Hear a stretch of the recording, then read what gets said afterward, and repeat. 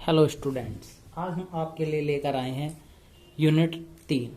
तो बच्चों यूनिट 3 है तत्वों का वर्गीकरण एवं गुणधर्मों में आवर्तिता। ठीक है बच्चों, तो ये वाला पॉइंट्स हम पहले भी पढ़ चुके हैं, कक्षा 10 में था। तो कक्षा 10 के बाद इससे दोबारा से पढ़ने के लिए मिल रहा आपको। तो यहाँ से हमें मेंडलीफ के बारे में थोड़ा सा पढ़ना। ठीक है बच्चों, तो मेंडलीफ का आवर्त नियम या प्राचीन आवर्त नियम। तो मेंडलीफ ने एक अपना नियम दिया था जिसे हम मेंडलीफ का आवर्त नियम या प्राचीन आवर्त नियम कहते हैं। तो इस नियम के अनुसार तत्वों के भौतिक एवं रासायनिक गुण उनके परमाणु भारों के आवर्ती फलन होते हैं। तो मेंडलीफ ने बच्चों एक नियम बनाया था जिस नियम के अनुसार तत्वों के भौतिक एवं रासायनिक गुण उनके परमाणु भार के आवर्ती फलन हों। कैसे हों बच्चों? आवर्ती फलन होते हैं। तो इस आवर्त सारणी की इन्होंने कुछ विशेषताएं भी बताई थी, तो वे विशेषताएं देखते हैं बच्चों। विशेषताएं निम्न प्रकार है। मूल आवर्त सारणी की विशेषताएं। इस आवर्त सारणी में तत्वों को उनके परमाणु भार के बढ़ते हुए क्रम में रखा गया। तो बच्चों जो भी कोई तत्व था उसे कैसा रखा? इस आवर्त सारणी में तत्वों को उनके परमाणु क्रमांक के बढ़ते हुए क्रम में रखा। नंबर 2, इस आवर्त सारणी में 7 क्षैतिज खाने होते हैं जिन्हें आवर्त कहते हैं। तो 7 क्षैतिज कॉलम बनाए गए जिन्हें क्या कहा बच्चों? आवर्त कहा गया। 8 ऊर्ध्वाधर खन्ने बनाए जिन्हें वर्ग या समूह कहा गया। प्रथम 3 आवर्तों को लघु आवर्त तथा चौथे और छठे आवर्त को दीर्घ आवर्त कहा गया। और 7वां आवर्त कैसा रहा बच्चों? अपूर्ण रहा। ठीक है बच्चों, आगे ये इसके नियम थे प्राचीन आवर्त नियम, प्राचीन आवर्त सारणी के। इसके बाद आई आधुनिक आवर्त सारणी। तो बच्चों हुआ क्या, जो आधुनिक आवर्त सारणी थी मेंडलीफ की आवर्त सारणी में मोज़ले ने कुछ संशोधन करे जिसे हम आधुनिक आवर्त सारणी कहते हैं। तो बच्चों आधुनिक आवर्त सारणी के नियम क्या दिए गए?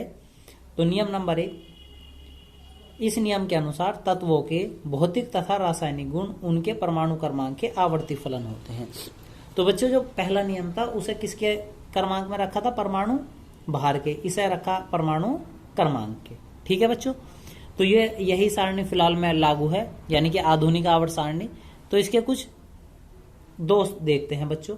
तो सन 1913 ईस्वी में मोज़ले ने आवर्त सारणी में निम्न संशोधन किए। तो नंबर 1, समस्थानिकों की स्थिति। उनने क्या बताया बच्चों? समस्थानिकों की क्या स्थिति है।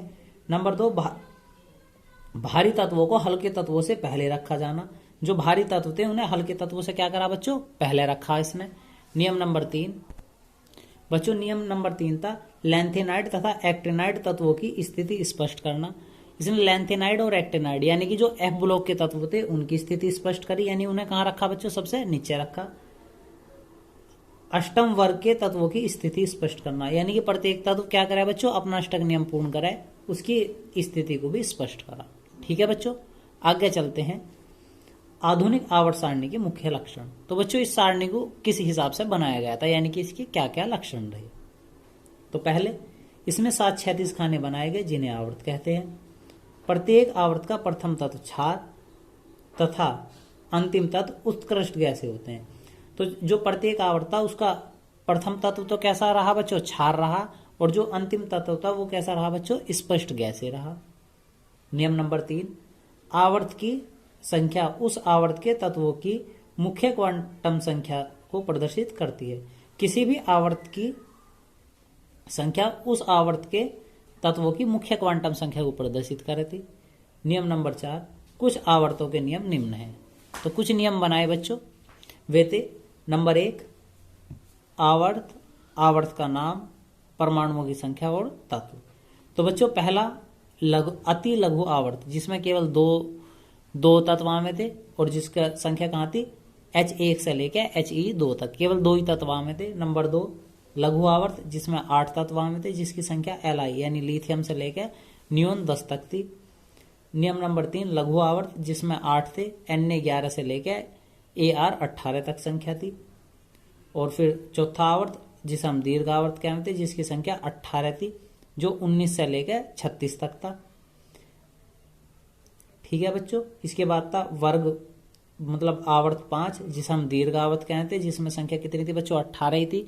इसमें Rb 37 से लेकर Xe जिनान 54 तक के तत्व में थे। फिर था वर्ग 6 जिसे हम अति दीर्घ आवर्त कहते थे जिसमें 32 तत्व थे, जिसमें बच्चों परमाणु क्रमांक 55 से लेकर 86 तक के तत्व आमे थे। और लास्ट तत्व है, लास्ट वर्ग रहा बच्चों कितना, सेवेंथ आवर्त, जिसे हम अपूर्ण आवर्त कहते हैं। इसमें फिलहाल तक की संख्या कितनी बच्चों, 28 है। लगातार यह संख्या बढ़ती जा रही। तो इसमें कुछ तत्वों की जो संख्या थी अलग अलग अपवाद हैं, कुछ 87 है, 112 है, 114 और 116 तक के तत्व इसमें पाए गए। तो बच्चों ये थे नियम। अब देखते हैं नियम नंबर 5। तो आवर्त सारणी में ऊर्ध्वाधर खानों की संख्या 18 है। छठा नियम, अक्रिय गैसों को आवर्त सारणी में दाईं ओर और अंत में शून्य समूह में रखा गया। नियम नंबर 7, एस ब्लॉक को बाईं ओर, पी ब्लॉक को दाईं ओर और डी ब्लॉक को बीच में रखा गया तथा एफ ब्लॉक को सबसे नीचे रखा गया। तो नियम क्या था बच्चों, एस ब्लॉक को बाईं ओर, पी ब्लॉक को दाईं ओर, डी ब्लॉक को बीच में और एफ ब्लॉक को कहां रखा गया बच्चों, सबसे लास्ट में रखा गया। तो ये होता आवर्त सारणी के नियम। ठीक है बच्चों, हम आपको एक बार आवर्त सारणी दिखाते हैं। तो बच्चों ये थी मोजले की आवर्त सारणी, जो मोजले ने संशोधन करा था। ये जो शुरू के दो हैं बच्चों, फर्स्ट है, सेकंड है, जिसे हम क्या कहें, एस ब्लॉक के एलिमेंट्स कहें। जो बीच वाली संख्या है यहां से लेकर यहां तक, इन्हें डी ब्लॉक एलिमेंट्स यानी डी ब्लॉक के तत्व।